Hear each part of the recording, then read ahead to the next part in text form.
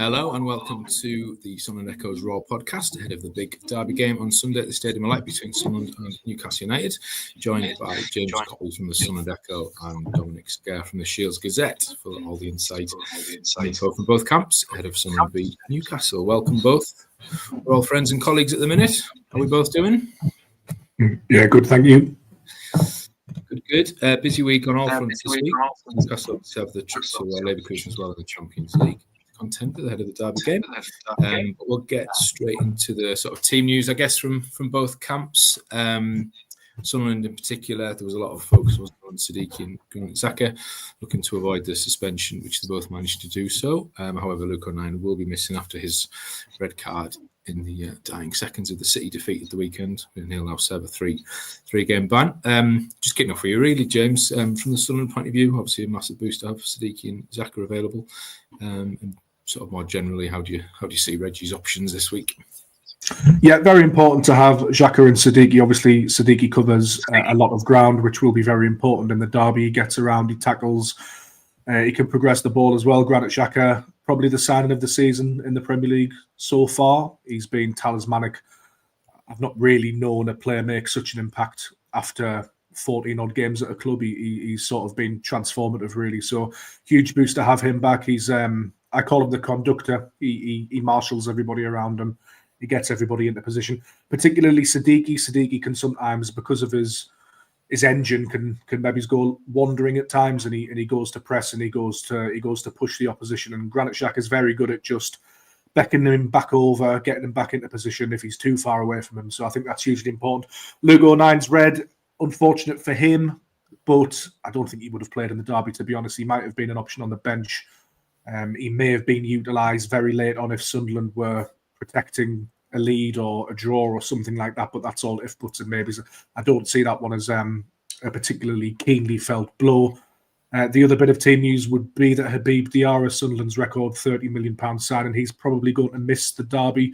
He hasn't returned from his groin surgery just yet. He had mentioned actually to Sunderland fans that he was aiming for that derby game, but Lebris said after the Man City game that's looking unlikely. Reinildo Mandava, the left back, he missed out against Manchester City with a little bit of an issue. He's expected to be back, hopefully, but that's probably one to watch. So it's Lebris is nearing sort of a fully fit squad, to be honest. There's not too many real serious injury updates. And as you mentioned, Rich, the most important thing I think for Sunderland fans was seeing Xhaka and Siddiqui come through that game against Manchester City without getting booked, because they've been hugely influential in Sunderland's decent start to the season.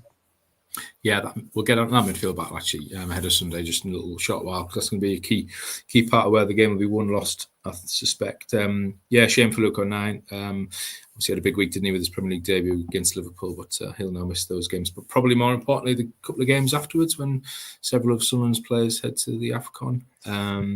And there's a chance he might have had a bit more of a feature, wasn't he, over the festive period, but he'll be missing. Newcastle-wise, Dom, where do you sort of see the main areas concerned team news-wise for Newcastle, and obviously the return of Wissett to the team in recent weeks after a long-awaited debut?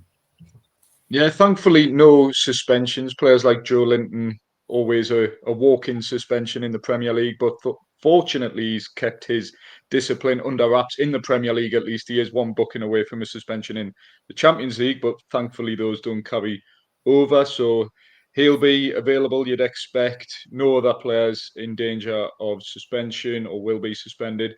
Nick Pope, obviously the goalkeeping argument has been a big talking point around Newcastle the past few weeks. He will miss the game. Aaron Ramsdale set to keep his place in the side. Fullbacks, big position really for Newcastle.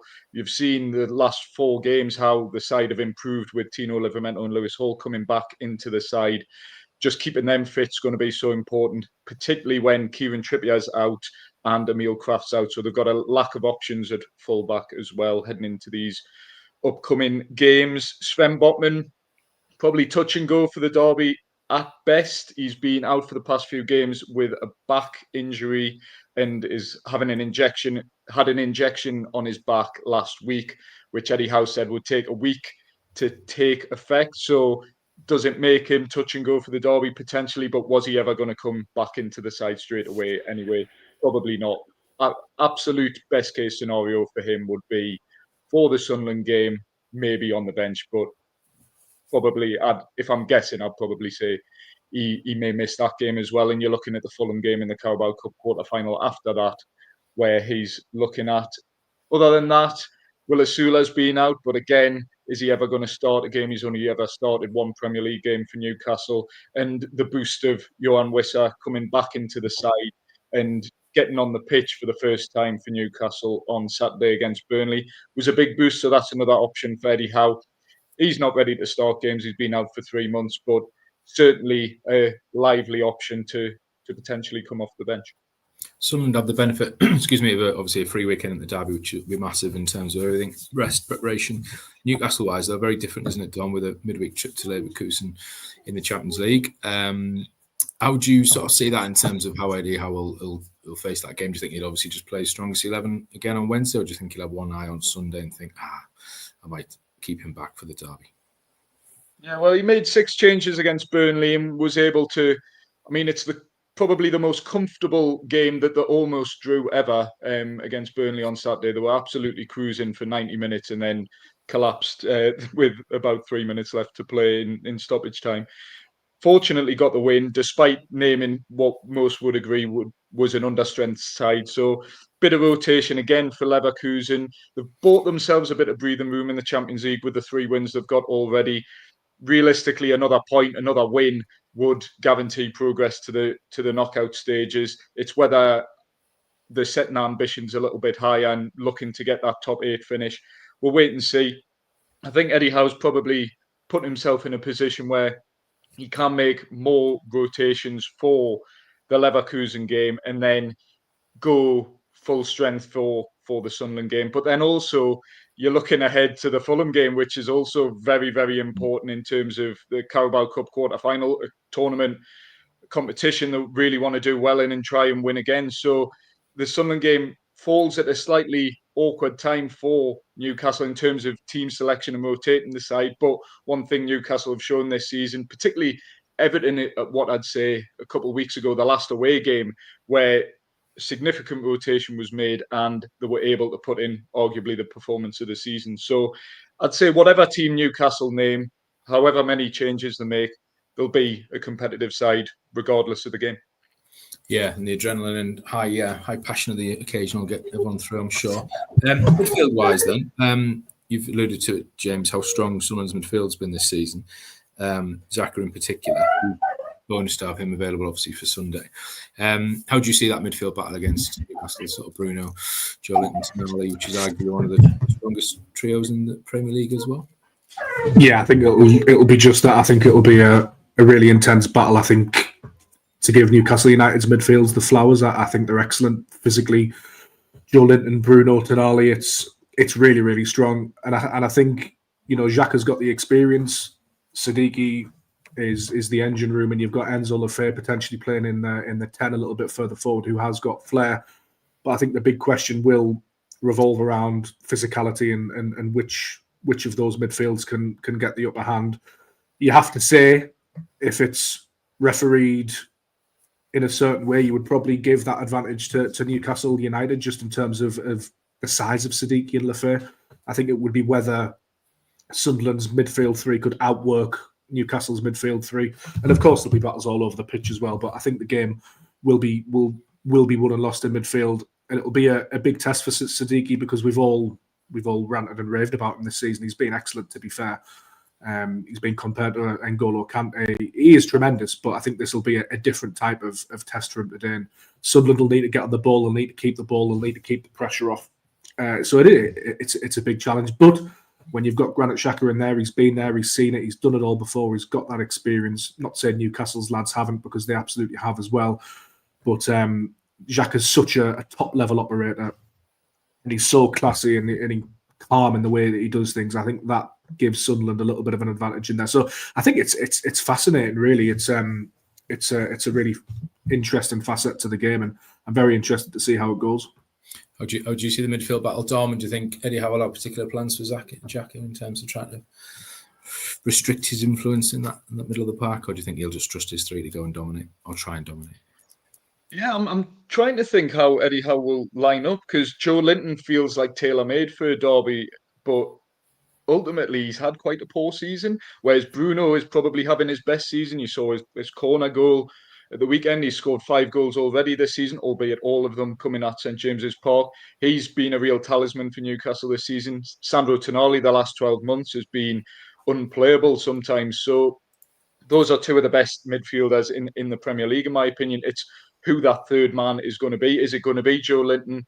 Or is it going to be a Lewis Miley who's come into the side and done very well recently, also a local lad? So there's that factor as well. But at 19, is a derby game at the stadium like, okay, he played one at 17, but very much, I'm sure we'll all agree, two different games entirely, really. And the clubs, it's much more of an even playing field this time around. So I'd say Eddie Howe will trust his midfield to do a job.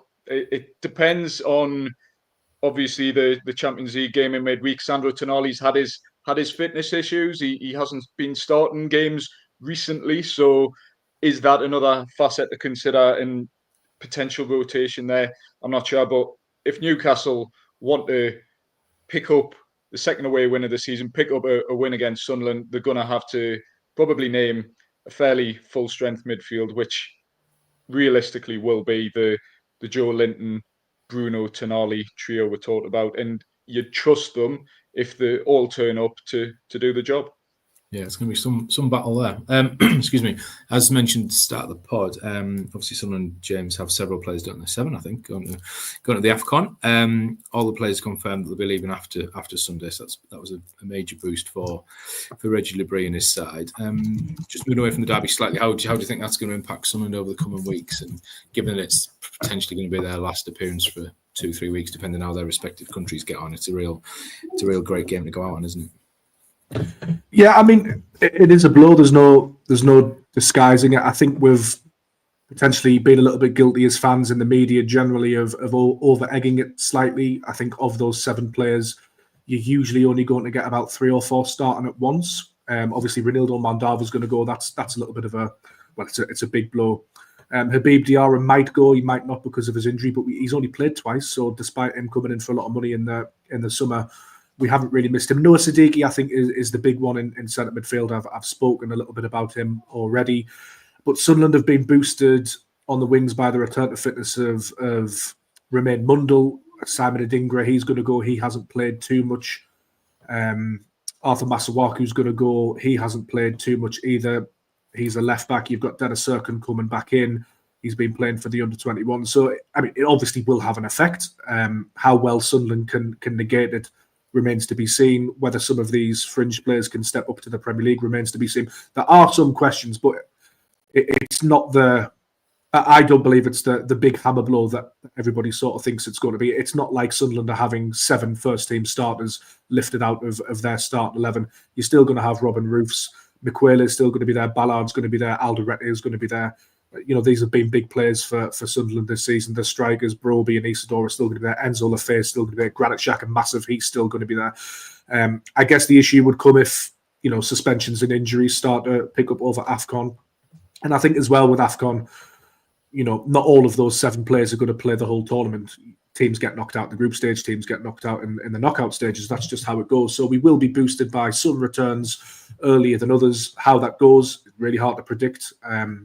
So, as I say, just to recap, obviously it will have some sort of an impact, but how big that impact is, I think remains to be seen. It will probably be a bit less than we all thought at the start of the season, just because of how things have worked out. Yeah, for sure. No such issues for Newcastle. Dom, I don't think there's anyone is heading to the AFCON for Newcastle this winter. More generally about Newcastle, how do you assess the season so far? Obviously, the Premier League, just casting a quick glance at it then, it's so tightly congested that whilst Newcastle might be not quite where they want to be in terms of position, they are only 3 or 4 points off the top 4, and they're also battling on a lot of fronts, as you mentioned, with the Champions League and the Carabao Cup as well. How do you assess Newcastle's sort of start to the season? Albeit it's been a really strange. Sorry, it's been a really strange start because I think in the Premier League they've left a lot of points out there, a lot of late goals conceded, a lot of frustration really. Yet in the cups, generally speaking, the Champions League, the got one foot in the next round, you'd like to think, and reaching the Carabao Cup quarter-final for the 4th successive season. It's positive in that respect, but ultimately in the Premier League, it's been a bit up and down. They've found a bit of form since the November international break, 10 points from the last 12, but they've left themselves, as they did last season, with a lot of catching up to do. What I will say is they are in a better position after 15 games than they were last season, and they ended up obviously winning the Carabao Cup, finishing 5th, qualifying for the Champions League. But what happened around this time last season is they won 9 games in a row, an unprecedented run. Can Newcastle go on something like that again? Because that's what's going to be required for them to really get in and around where they want to be. But as you say, it is such a tight league where a couple of wins, a few wins in a row can put yourselves in a very favourable position, considering just how tight it is. Sunderland obviously had a barnstorm on the start of the season and have had, but there's now just a point ahead of Newcastle. James, just playing devil's advocate. Last week, prior to the City game, felt positive, obviously, with a really important win over Bournemouth. Good point away at Liverpool. Although the way Liverpool are playing this season, maybe that was what you'd expect. And then obviously, a fairly chastising afternoon at City, but that's to be expected as well. Generally speaking, over the last 5 or 6 games, how do you just kind of assess Sunderland's form? And this feels like a big game for quite a number of reasons. Yeah, I think Sunderland have done as well as you could have expected. Obviously, the headline is that it's only 1 win in, I think, 5 games at the moment. But if you'd have offered Sunderland fans 4 points from Man City, Liverpool and Bournemouth, they would have absolutely taken that. It is a very, very tight division. When Sunderland played Aston Villa at the Stadium of Light, Aston Villa were struggling. Sunderland managed to get a draw with 10 men coming from behind. Aston Villa are now 3rd on 30 points. They've had an exceptional run. So Dom's right. If you can put a couple of wins together, you can fly up the table. But just on Sunderland's start of the season, generally, I think it's been beyond what anybody would have expected. I mean, to take points off Liverpool, to win against Chelsea, we've taken points off Aston Villa, beaten the likes of, West Ham, got a point away at Crystal Palace, which was really impressive. Beaten Bournemouth, beaten Brentford. I could go on. So we've only lost 4 times in the league this season.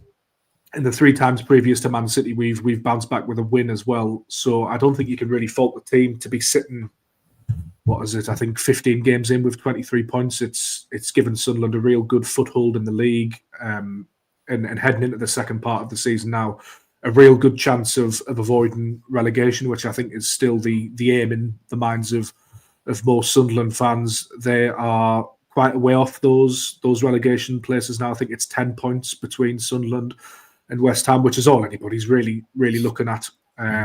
But I think the caveat with the Premier League is that, especially over the winter period, there are so many games and they throw up so many different results that you could find yourself shooting up or falling down quite quickly either way, just because of the volume of the games. And it's a mad Premier League season because everybody seems to be beating everybody at the moment. There's been a lot of unexpected results. But as a Sunderland fan, as somebody covering the club, I don't think you can grumble at all with the start Sunderland's have made, and even the form over the last sort of 5 games. There's still a 2-2 draw in there with Arsenal, Premier League leaders at the Stadium of Light. We got a point against Everton at home as well. So whilst we're not winning games all of the time, we're still picking up points here and there, and to go away to Liverpool at Anfield and get a point despite their bad form, given the money they've spent and everything else. And they've still beaten Real Madrid this season. I know they're in bad form, but they're still dangerous, and we managed to go there as a newly promoted side and negate that and get a point. So I think it's very positive at the moment if you're a Sunderland fan. But the caveat to that is if you lose 3 or 4 on the spin, including the derby, it can all quickly turn carded. Yeah, 13 more points to be safe. We could be safe by January, but if only. Yeah, hope so.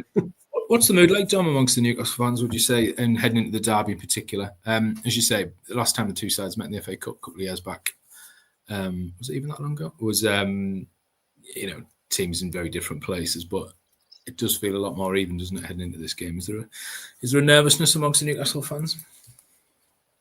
I wouldn't say a nervousness. It's just nice that we're going into a derby.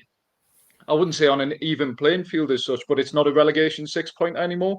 James is saying how Sunderland have that gap, that breathing room ahead of relegation zone, whereas previously it's been two rubbish teams going against each other, one good team, one bad team. It's two decent Premier League teams going against each other this time. So in that respect, it's from a neutral perspective or football purist perspective, it's a very, very good thing. I think the Newcastle fans are looking at this week as a very important week. You go in, Eddie Howe maybe a month ago was under a bit of pressure, certainly after that Brentford defeat, and everyone looking at these games where you've got Bayer Leverkusen, a game where you possibly need to win to get through in the Champions League. Then you've got a Sunderland derby game where ultimately defeats against Sunderland have completely ruined the reputations of previous Newcastle managers. So that's another big game. And then Fulham in the Carabao Cup. So in the space of 7 games, there's 3 really, really important games. So I think that's what people are looking at, Newcastle fans. Obviously, it's impossible to choose which one you'd rather win. But I know from a fan perspective, the Newcastle fans, certainly of a certain generation, will be looking at that derby game going, that's the must win, even though a pragmatist like Eddie Howe is probably going, well, ideally we'll win all 3, but maybe even that Fulham game, that's the must-win game of the 3. Where do you see the pressure, James? I mean, obviously, there's a standalone game. It's very different than derby. I get that, but in terms of, where is the pressure on Sunday? Sunderland have had such a good start to the season, but obviously Sunderland at home, huge crowd, a lot of development going on in Sunderland City on the up. Need that feel-good factor to carry on.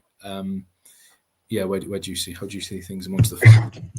It's a really interesting question. I would lean towards Newcastle just because of the length of time they've been in the Premier League, what they've achieved recently, the fact that Dom says it is a pivotal week upcoming for them. But I think there's pressure all over on a derby game. Sunderland are at home. They've had a good start of the season.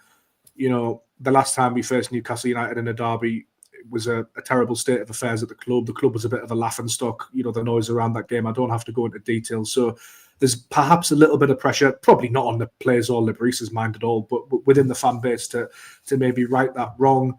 But I don't think this game necessarily defines Sunderland's season like it could have earlier on after promotion. So I think there is that as well. Yeah, I think I would have to lean towards Newcastle. I think they're the bigger power, obviously, over the past sort of 5 or 6 years. I think the expectation will likely be on them. But I think pressure comes in different ways. I think the main pressure on Newcastle comes from obviously having sort of 3 games in 7-8 days. I think that's pressure on the squad. I know we'll probably come to it. Newcastle have a big squad with a lot of talent in there, as evidenced by the fact that they could rotate heavily against Burnley. But I just wonder if those big games coming up psychologically, they may rise to the occasion, absolutely, but I think that's more where the pressure is, sort of physically, mentally, rather than from either fan base. Obviously, both fan bases will be desperate to win, but Dom made a good point. It doesn't feel like it felt like it would be a disaster if Sunderland had lost any of those 6s in a row because of the pressure on relegation. They were so tense and so cagey at times, and there was so much riding on them. But now, I think both teams are probably, for now anyway, hopefully in Sunderland's case, looking upwards or into mid-table, with the caveat that can change over Christmas, obviously. So, yeah, I've probably fudged that answer a little bit. There's pressure all over, is what I'm saying, Rich. But I think Newcastle are under a little bit more, because I do think as well that they've played well in the Premier League this season. But a neutral might have expected them to do a little bit better in the league this season. Obviously, that they've picked up now, and they're very close to Sunderland. But I think that's probably what people will be looking at. I'd forgotten about that little gem of redecorating the bar. Feels like a different club and a different world ago, but we'll leave that in the past, eh? We'll get on. We'll finish on kind of Reggie Lebrevi, Eddie Howe, in terms of how the two set up tactically and how well Reggie's done this season and the challenges facing both managers. But just a couple of quick ones. Excuse me. Do we agree that the midfield will be the kind of key area where the game will be won and lost? And who do you think the key players are aside from Zaka, who we've talked a fair bit about? Dom, I'll start with you. Do you see that as the key battlefield, or is there another area that Newcastle can target?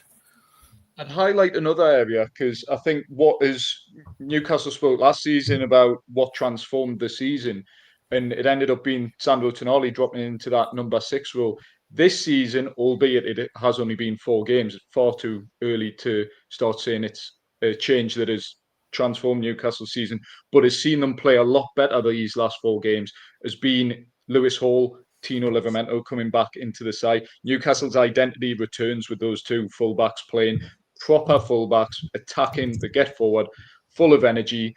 In Lewis Hall's case, I think Lewis Hall in many ways is Newcastle's most important player, so keeping him fit. And I think Sunderland are so compact, so solid, playing through them, trying to go through the middle probably isn't going to give Newcastle much joy. It's out wide where they might get a bit more joy, and particularly with Anthony Gordon coming into a bit of form, Harvey Barnes in a decent vein of form as well, scoring goals.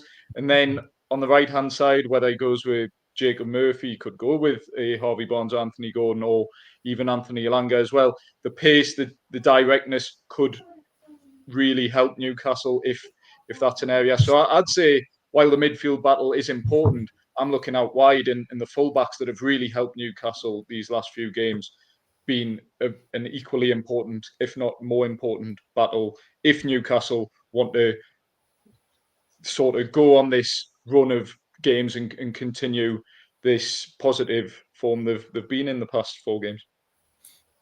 James, how do you see it from a Sunderland point of view? Yeah, there's a couple of things to add to that. I think Newcastle have excellent wide options, like playing against Anthony Gordon and Elanga.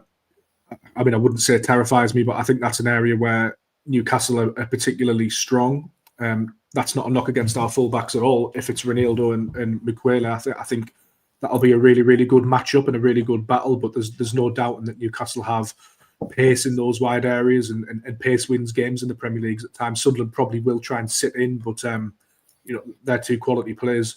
The other area of the game in which I would add to would be Voltemada and Byrne are so big, so tall, so talented that I'd be interested to see if Sunderland can impose their will on Newcastle United in terms of the set piece. I think that's going to be a big battleground. We've seen it come to fruition in the Premier League, haven't we? Sunderland have been excellent long throws, corners, but will they be able to do that against Newcastle? That remains to be seen. Conversely, will Newcastle be able to stick it on Sunderland with some of the taller lads at corners? So I'm identifying that as a key battleground. I think every corner, as it always is in a derby, or every long throw is going to be so important in terms of the anticipation of the fans and all of that sort of stuff. But with the big lads in there as well, and given how well Sunderland have approached set pieces this season, I'm very, very interested to see how it'll go. And it is Dan Byrne likely to start in defence then, Dom, you think, with Hall coming back to left back? I'd say so, yes. Although he hasn't been brilliant the last few games, but with Sven Botman not there, Dan Byrne I'd probably back to be the left centre-back with Malik Chow. But you raise a good point on the set pieces, because Newcastle, while they've been quite good at attacking set pieces, they've been quite poor at defending set pieces. You just look at the Arsenal game, they conceded 2 late on. Burnley, the penalty came about from that, Spurs did. So defending set pieces has been a real sticking point for Newcastle this season. And as you say, that's been a strength for Sunderland. I think the loss of Nick Pope, as much as Aaron Ramsdale brings quality in terms of his distribution, and he's still a good shot stopper, but he's not the biggest. And if you put the ball on him, that's a potential area where you can take advantage. So set pieces, conceding any sort of set piece, there'll be an element of nerves and tension from Newcastle, given the set pieces they've conceded this season already. And I think from a Sunderland perspective, I'd far rather see Dan Byrne at left back. I just would. I think either Traore or Talby might be able to get at him, but if he's moving into the centre, I think that's a bigger problem for Sunderland's forward line. And of course, one of the big questions is, will it be Isidore or Broby? Broby's a little bit more physical. Byrne probably be able to handle him a little bit better. But Wilson Isidore has the pace. Could he get round Byrne? It's all up in the air. There's a lot of questions. But I think, as a Sunderland fan, seeing Lewis Hall line up at left back, I think you're a bit gutted, because he's been very, very good. Good stuff. I hope Reggie and Eddie are listening to this insight. Loads of areas to tackle. Talking then about the 2 managers, head coaches. How impressed have you been, James, generally with Reggie Lebris since he took charge of Sunderland, and how do you see him stacking up in terms of tactical awareness, etc., in the Premier League. And obviously over the weekend there was already some reports of other clubs keeping an eye on him, which you'd expect. You'd be surprised if there weren't. But how impressed have you been, and how do you see the tactical battle ahead of Sunday? I think he's been a breath of fresh air. To go back to his appointment, he came in without a huge reputation, but what was most impressive is that he adapted to life so quickly in England. We know how tough the Championship could be, but he was the ultimate pragmatist, and I really, really appreciated that in a season where Russell Martin was at Southampton, refused to change, and they went down with a really poor points total in the Premier League. Regis de Vries is sort of the opposite of that. It'll be horses for courses. He's a football geek. He's a football nerd. He absolutely loves it, and I mean that in the best possible sense. He's very studious, tactically very, very switched on, very smart. He can get it wrong, as all managers can, but I think the way he's adapted, firstly, to life in England, to be pragmatic, just general decisions like identifying Eliza Mayenda, keeping Tommy Watson in the fray after he'd agreed to join Brighton, having a sort of mini 6-game pre-season when Sunderland knew they weren't going to get promoted automatically, which didn't go down too well at the time, but worked out in the end. Big calls like bringing Dan Ballard back in for the playoff campaign. He's made some really, really serious shouts as Sunderland manager, and tactically he's adapted to life in the Premier League really, really well. He's pitted his wits against some good managers and come away with results. So I think it's a very, very interesting tactical battle. Sunderland's formation, it keeps changing. We've played 5-4-1, we've played 4-3-3, we've played like 4-4-1-1 recently. I think we'll go back to a sort of variation of a 4 at the back against Newcastle would be my guess. That might be sort of a 4-3-3 in possession, 4-4-1-1 out of possession. But interested to see how that works against Eddie Howe's Newcastle, because Eddie Howe really, I would say, has been England's premier tactician in terms of a homegrown manager over the past 5-10 years. I think his achievements at Bournemouth are often overlooked.